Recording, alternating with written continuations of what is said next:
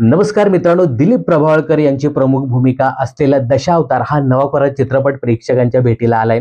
या चित्रपटाचं 2 दिवसाचं बॉक्स ऑफिस कलेक्शन समोर आलंय आणि ज्या पद्धतीने या चित्रपटाचं बॉक्स ऑफिस कलेक्शन बघायला मिळतंय ते खरंच खूप शॉकिंग आहे. पण मराठी चित्रपटासाठी ही एक आनंदाची बातमी आहे.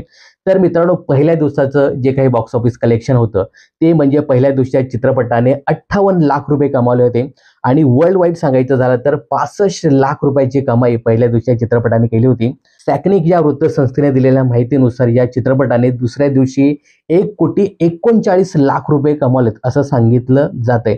एकंदरीत या चित्रपटाने 2 दिवसात 1,97 लाख रुपये कमावलेत. हे मित्रांनो वेबसाईटने दिलेली माहिती आहे. अजून मेकर्सने याबद्दल कुठल्याही प्रकारची अधिकृतरित्या माहिती दिली नाही. तर 2 दिवसात या चित्रपटाने 1,97 लाख रुपये कमावलेत. ही फक्त भारतातली रक्कम आहे आणि वर्ल्ड वाईड सांगायचं झालं तर जवळपास 2 कोटीच्या वर या चित्रपटाने 2 दिवसात कमावलेत.